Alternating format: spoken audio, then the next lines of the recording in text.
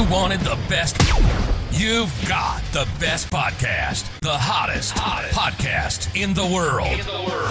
The Chris Voss Show, the preeminent podcast with guests so smart you may experience serious brain bleed.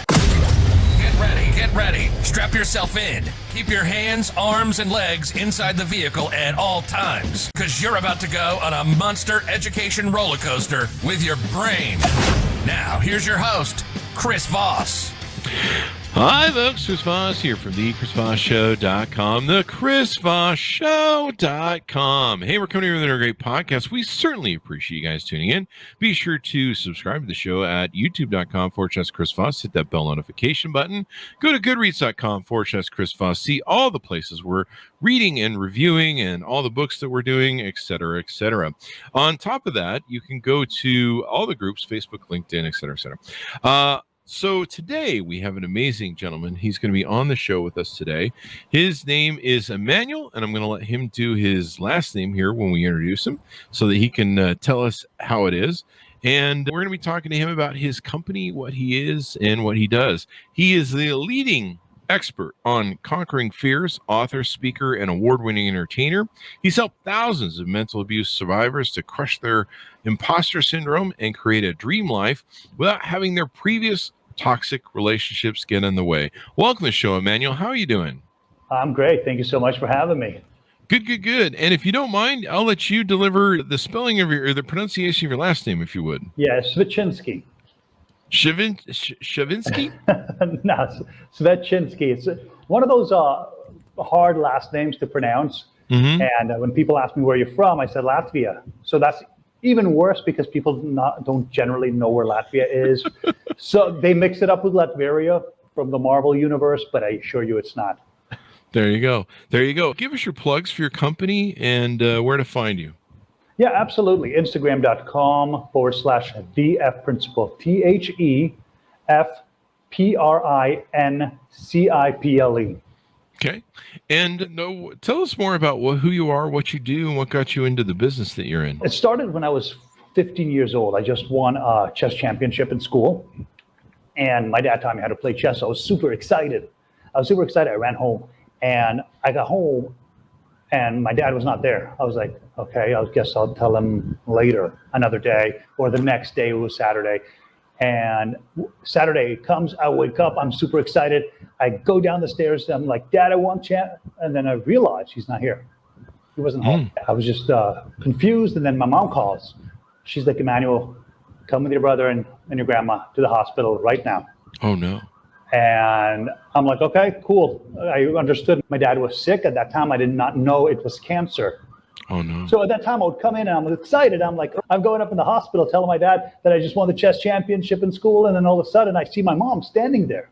She's standing there right there, tearing with her eyes. And that's when I realized I'm not going to tell my dad about the school championship. Oh, no. In fact, I don't think he was going to come home. That's when I realized that life is super, super short. Mm-hmm. And that's when all this negativity started hitting me. I got into the entertainment industry and I realized so many different things. But the most important thing I've realized was that most people are unhappy. And at that moment, I realized that most people live their life based on fear. I grew up watching my mom work. We came from Latvia, right? So when we immigrated to Canada, she was working nonstop. She learned English. Then she started working. My dad was working 2 jobs. And it was a tough life. Mm-hmm. It was super tough. And I realized my dad just pretty much worked and passed away. Oh, wow. That's exactly what I do not want in my life. And I made it my mission to make sure that people are able to conquer their fears so that they don't have to live based on the reactions of whatever they fear. Mm-hmm. So you help coach people and stuff with this? Yes, absolutely. I have a course, an online course, the 4 Keys to Conquering Fears Blueprint. It's personal experience. You don't get this, and you don't learn that stuff in school, right? Mm-hmm. You don't get your teacher say, Chris, today you're going to learn how to conquer fear. No, you're taught how to overcome fear. Mm-hmm. And that's the problem. I've been overcoming fears for most of my life, and I didn't know I was poisoning my life in the process, because that's what happens. And I'll get into that. It's just, I've realized that fear is created because people think, okay, fear. The first thing people think of is face everything and rise. Or what's the other one? Face everything and rise, or false evidence appearing real, or some other acronym that they gave. Mm-hmm. That's not the definition of fear. Mm-hmm. And so many people are confused, and it's killing them from inside out. Mm-hmm. Fear is an emotion caused by the belief that something bad or negative is about to happen to you. Mm. Yeah, right? It's people live their life either by pleasure, or for pleasure, or by fear, but most live by fear. Yeah, and people react out of fear. Oh no, I don't have money. What do I need to do? Do something I don't like for the rest of my life so that I can get some money, but at least I have some money. It's one of those mechanisms that just to protect yourself, but it gets a lot worse, and that's what people don't realize. When you overcome fear, it's like you're scraping off the tip of the iceberg. The iceberg is still there. So what are you doing? You're not doing anything to it. The fear, what happens is when you scrape off the tip of the iceberg's still there. Same with fear. Fear is stuck in the back of your mind because you created it. You had this belief system, and that belief created an emotion. Mm-hmm. So whenever you overcome stuff, just not fear, just problems in general, they will return. Mm-hmm. And when they do, it's going to be worse. And people don't realize that until it's too late. That's what bugs me. They get to the end of their life and realize that they were driven by fear most of their life, right? Yeah. Mm-hmm. And so you host seminars, workshops, boot camps, and mentorship programs to guide people to gain courage, conquer your fear. What are some examples you can tease out that you do to maybe help people? So maybe some of the workshops or camps that you do. Absolutely. I do. Right now, the boot camps have turned into challenges because there's just so much to it, so much content. For a weekend boot camp is not enough. Mm-hmm. So I'm opening up a 5-day challenge. And this one in particular is all about not just the story, but to create your dream life. You have to understand, you're capable of a lot of things. Mm-hmm. So stop limiting yourself. But it's not you that's limiting yourself. You're thinking, okay, maybe it's my limiting beliefs, but that's actually imposter syndrome. Mm-hmm. So I do an entire 5-day challenge, not just crushing the imposter syndrome, but also learning how to build the life of your dreams, meaning do what you want, when you want, how you want, with whom you want, wherever you want around the world. I'm from Toronto right now. I'm in Brazil, and it's all by choice. Mm-hmm. Everything I'm doing is by choice. And that's what makes me happy. There's not a single sad particle in my system right now. Absolutely. Yeah. I always say negativity attracts negativity, and positivity attracts positivity. Mm-hmm. So the life you choose is really your choice. If you're upset with something and you choose to continue being upset after 2 seconds, that's your choice. It's if you're in a rock show, you can get in front and hope you don't get trampled, and then you get trampled because there's a mosh pit and everything, and or you can stay back and enjoy the show peacefully. It's your choice. To start a business, it's your choice. Happiness is not just a choice. I truly believe that it's something you have to prioritize. Yeah, most definitely. Is it a matter of perception or what you choose to look at then? Absolutely. It's not just it's perception, but also a lot of other things, right? You have to understand how life works. You have to understand how you work. It's so much easier to say, hey, just be happy. Don't worry, be happy. Don't worry, be happy.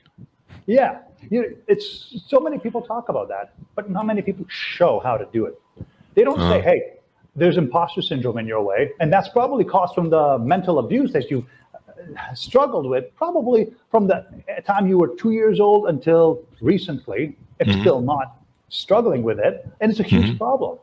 So now my main goal is to end mental abuse, not just for the survivors out there, to help them, but also to end the actions of mental abuse. So to get people understanding that, hey, saying you suck once might seem easy or might seem not like nothing, but it's actually damaging a person's life, and you don't even know it. Wow. Yeah. So you talk about trauma. A lot of people experience trauma, maybe in childhood or sometime in their life. How does it contribute to their fear? And how do you give us some tips on maybe ways to overcome it, or how you work with people to overcome it? I will never help people overcome things. I talk about conquering, okay. brother. So we conquer, we do not overcome. Yeah, because that's a lot. We are born to conquerors. We're born to conquer stuff. That's in human nature. But we are taught to overcome. We're taught to scrape the tip of the iceberg and be happy with it. Yeah. Right. So I've overcome a few McRibs in my day, or conquered a few McRibs. Sorry, I'm still learning the lingo. There you go. See, you see the difference, because when you overcome, again, it'll come back. But when you conquer it, sure, the fear will be there, but you can go and do it again without worrying about it. Now, here's the thing. As to the question, right? A few tips. All fears lead to these three things. Number one is fear of judgment. The second one is lack of self-belief. And the third one is self-sabotage. These three things are the root cause of all fears that you can possibly imagine. Fear of the unknown. People are afraid of the unknown because they don't believe in themselves. Right? Now we have the imposter syndrome, right? You crush the imposter syndrome, but these three things will still be in the way. That's what the mentorship program's about. It's for the serious people that really are tired of letting fear control their life, and they want to stay in control. You wanted to start a podcast. I'm sure it wasn't easy. You probably think, oh, who would listen to you?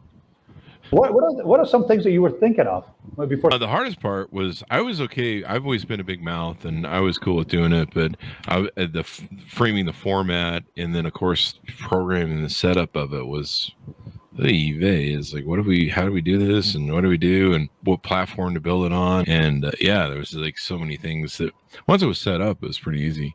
But the setup is the hardest part, I think. Exactly. So it's like when I was starting to get into the principal, before that I was in the entertainment industry. I was a performer, I guess, magician, illusionist, however you'd like to call it. That really took my life for 16 years. And I call it that time period. It's actually a Five Finger Death Punch song that I can really relate to. If you know the band, Wrong Side of Heaven, Righteous Side of Hell. So it's really it was a whole thing where I had a career. It was successful, but I was unhappy. And in the entertainment industry, because people there are brutal. They'll tell you, you suck. They'll tell you, you're not good enough. Then you got friends and family saying, hey, what are you doing? Get a normal job. And that sticks with you. It sticks with you, not when you're feeling happy, but when you're feeling down, when you're starting to question, hey, should I start this podcast? Then you're going to get those memories coming at you. You'd be like, hey, you're not good enough. Hey, only 1 in a million make it. It's the mental abuse that people go through, and they don't even realize how powerful and how much control that abuse has taken. Yeah. And then they say fear is an illusion. They start coming up with that, giving them fake hope, and that's not true. Fear is real. Yeah, fear is definitely real. Like, we get celebrities say, no, fear is not real. It is. It takes full control of how you feel, you know? And you react out of it. And it really probably comes down to how you deal with that fear, right? How you decide to process it. Yeah, it depends on this, right? There's a fear. What are you going to do? Are you going to face it forward and just go rush without any knowledge of what the fear is? You're going to smash your head into the wall. You're going to get a headache. And that does not work. Overcoming fear, sure. A lot of people know how to do it. That's face everything and rise kind of thing. But that's not, because the fear is going to come back and it's going to hit you again and it's going to hit you worse. Or you can conquer it. And there's the 3 steps that I always talk about. Identify the fear. Find the root cause. First of all, you got to know that you're afraid of something. Because if you think you're not afraid, you're not going to look for it. Because you got to find the root cause. That's the second step. Admit the fear, find the root cause, and then conquer it accordingly. Because it depends. People say, oh, I'm afraid of flying. And I hear that so often. I'm like, sorry, brother, you're not. Or sorry, sister, you're not afraid of flying. What is it that you're really afraid of? They're like, I'm afraid of flying, being up high. So is it heights or flying? So then we dissect it. You have to dissect what the fear is. And most of the time, it's fear of the unknown or fear of not living enough, which is also the fear of dying. Yeah. A lot of people fear that too. A lot of people have a terrifying fear of dying. Yeah. And the reason is because they haven't lived long enough. Is it because you haven't lived long enough, or because maybe you haven't fulfilled your life? Ah, that's what I meant to say. If you like, when I say live long enough, it's like living your dream life. People out there wanting to make millions of dollars, but what are they doing it's interesting to me. There's a lot of stuff that I'd like to do in life, and certainly I don't want to pass away earlier. But I remember my father, he went through a really hard time with the end of his life, and he really wanted to stay alive. And I really felt like my father didn't do a lot in life. He had things to live for. He lived his life in a religious cult. And so for the most part, he didn't enjoy anything in life. The beauty, the art, a lot of the stuff that a lot of us see and enjoy in life and do that aren't, sitting around going, well, everything's evil, that sort of thing. And so my life's very different where I've lived it, and I'm pretty happy. I could have lived a probably better life in a few different ways or something like that, or maybe I could have done better here. We all go through that and say that. But honestly, if you shot me now and put me down, yeah, that would suck. But I'd be pretty happy with the run I had.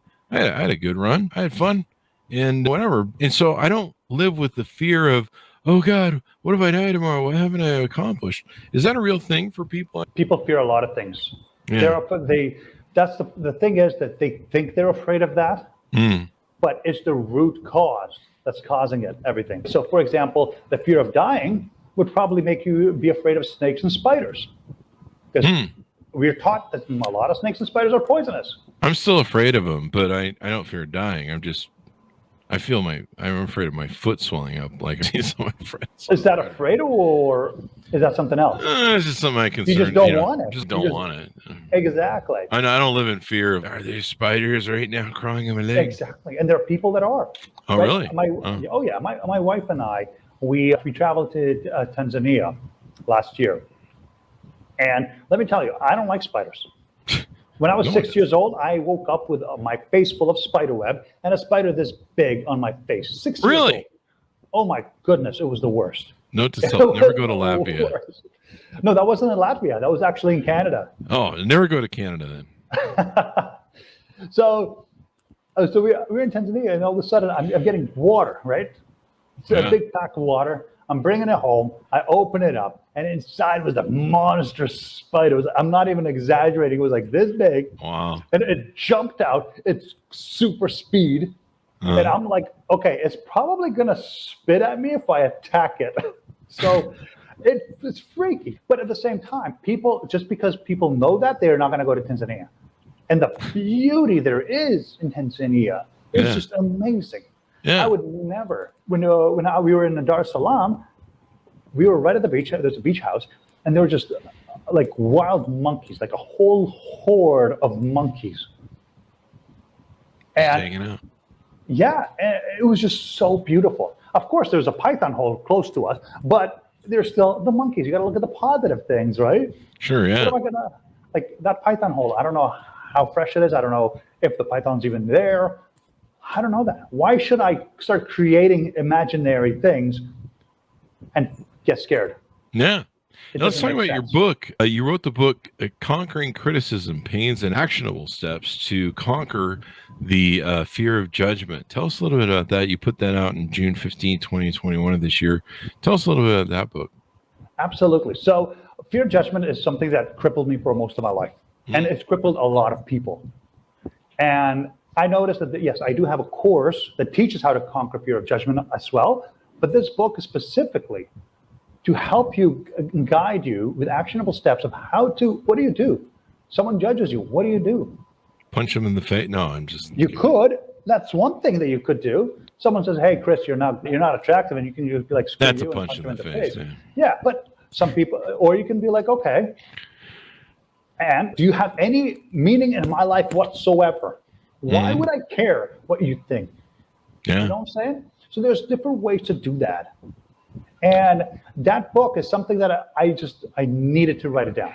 It was right after I proposed. I started writing it down because I was scared. Proposing was one of the scariest things ever. Getting it down, then hey, can you be my wife? Kind of thing. There's so many things. I start coming up with all these things like, okay, she may say no, fly away. People are going to be like, haha, Emanuel, you got ditched. All of those thoughts in the process of 2 seconds. It's a lot. It's not like a lot of things happen and keep on happening. It's when there's hundreds of different thoughts going into 2 seconds. That's when it hits the hardest. So that book is definitely something that I've written, and I'll strongly encourage people to get it, because if they're struggling with judgment in particular, they will have the actionable steps that not just helped me, but they've helped thousands of people. Is it self-judgment, or is it judgment from other people who are judging you? Now, I talk about both. In that book, I talk about both. Right? Self-judgment, you get thousands of thoughts going through your head. You're probably wondering at once, is the water hot? It doesn't matter. Most thoughts that grow in your head don't matter. That's all of my thoughts. Well, I'm sure there's some thoughts that you really that matter to you. One's about lunch and stuff. What am I going to eat for lunch? There you go. That's the first thing I ask. In fact, sometimes I ask my wife, what are you having for dinner tomorrow? Like, I get hungry. Yeah. So a lot of the times your thoughts are meaningless. Most thoughts are meaningless. And the judgment of others, there's just opinions that have nothing to do with you. Then I talk about, hey, what are you going to do when someone judges you? Are you going to take it to heart? Or are you going to question, who's this person? Does this person know anything that I'm going? If a person comes and badgers me online saying, you lost your hair, I'm like, I could take it to heart, because I did. But at the same time, they don't know my story. Yeah. They don't know you. Don't. Exactly. They've never probably met me. They're just trying to cause some shit. Sorry for the language. So they're just trying to stir some stuff up. And it's how you deal with it. What are you going to do? Plus, they're projecting some sort of insecurity or self-hate that they have onto you.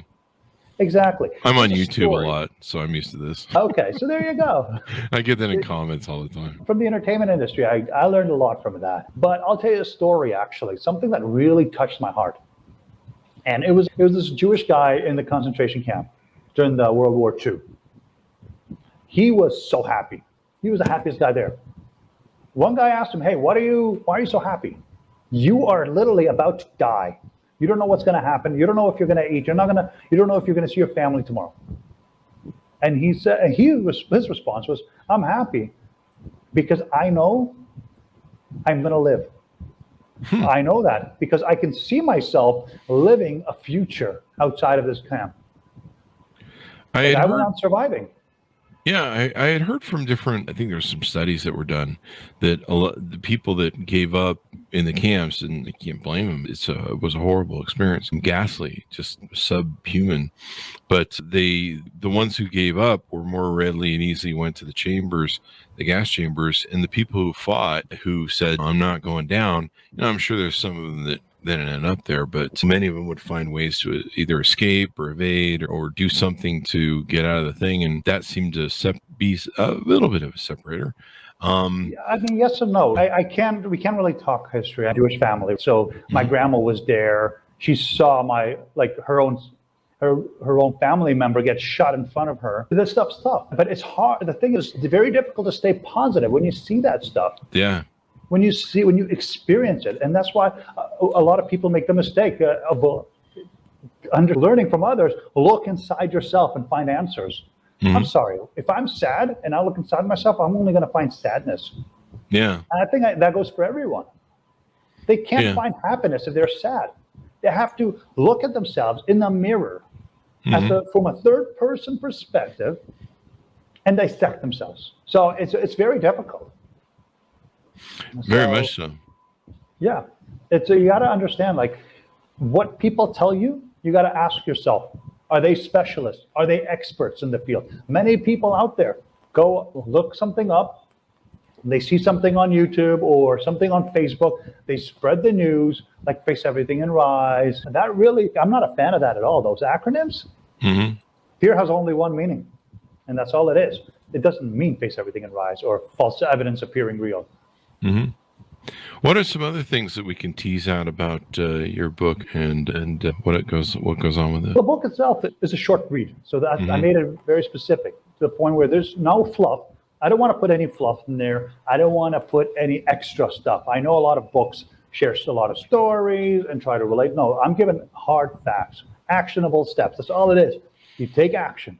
That book itself has some exercises with it, has some short stories. One of my favorite ones that I've written myself It's of a bird and two birds. And it's a bird looks at the mother flying, feeding him, decides to go, hey, I want to go fly. He tries, flaps his wings, he falls. The other bird looks and laughs. What are you doing? You have to be an adult to fly. You're not strong enough. Watch me. One day I'm going to fly. He goes again, flips his wings, falls. Mom, get me up there. So the mom gets him up. And then, look, you're a little bird, but you're not going to fly right now. Just chill out. Wait for your time. And the little bird turned around, and he mentioned, and again, like I think I changed it up a bit to make it suitable for kids. But the original, so people watching this podcast right now get to hear the original ending. He says, you may be a little sparrow, but I'm a fucking eagle. And he goes up and flies. Good for him. He's not putting up with any crap. Yeah, exactly. He's not getting bought into the program. Exactly. So that's the whole thing. Don't be afraid of judgment. In fact, welcome it. I welcome all judgment because it doesn't affect me, and it gets things out of people's chests. So they say their piece, and I say, I love me, but do you love you? That's true. That's true. Do you love yourself?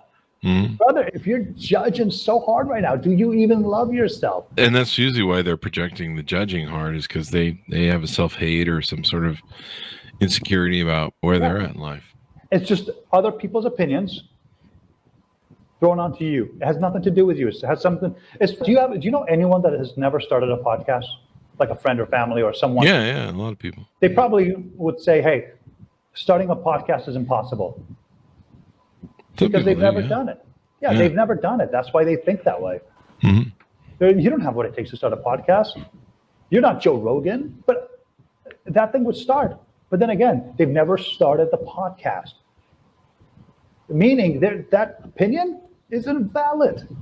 That just invalidates most opinions. Most judgments are invalidated opinions that have nothing to do with you. And the sooner you understand that, the sooner you can raise your wings and become an eagle. There you go. Become an eagle, people. Do it. What else do we want to touch on, or you want to tease out, Emanuel, on what you do and how? There's one of the things that the course, the 4 Keys of Conquering Fear Blueprint, is something that I really put my heart and soul into it. And this is a course you do. Yeah, it's a course out there. It's available right now on the website, www.thefprinciple.com. Now, that course is the blueprint of how to conquer fears.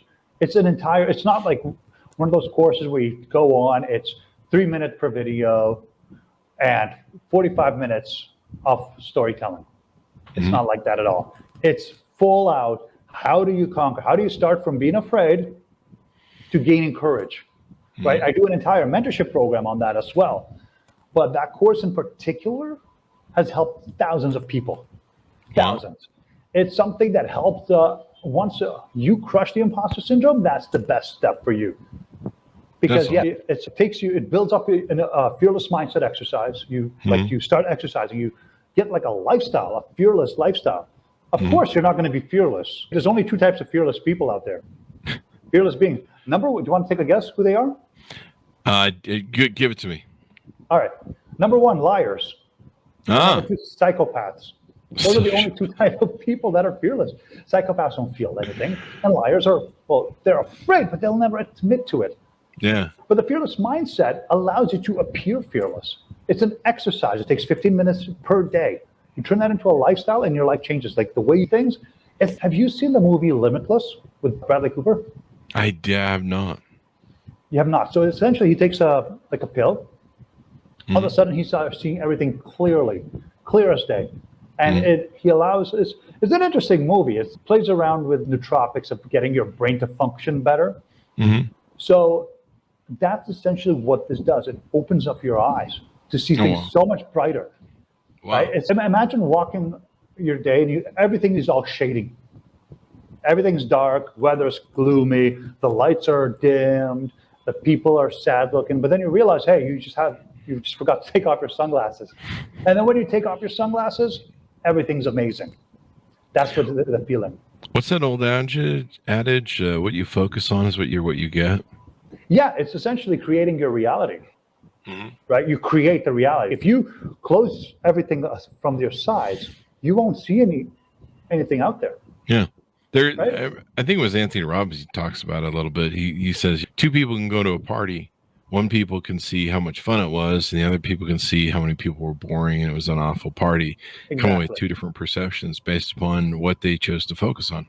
Exactly. So you have to create your reality. So the fearless mindset exercise allows you to attract more positivity into your life. So you're going to end up being the person that goes and loves the party. Because even if it's the most boring party, you're going to have a blast because you know exactly who you're looking for, the kind of people you want to be around, and so forth. Right? So, plus, for me, if I just make it fun, if it's boring, I just entertain. So that's how I roll. There you go. I'm just like, screw it. This is boring. I'm going to make it fun.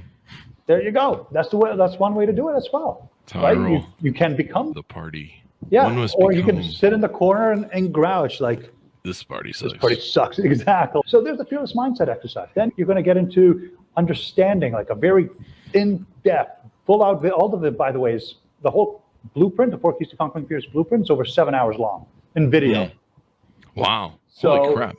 Like I said, my heart and soul is into it. So you're going to conquer the fear of judgment, understand that more, right?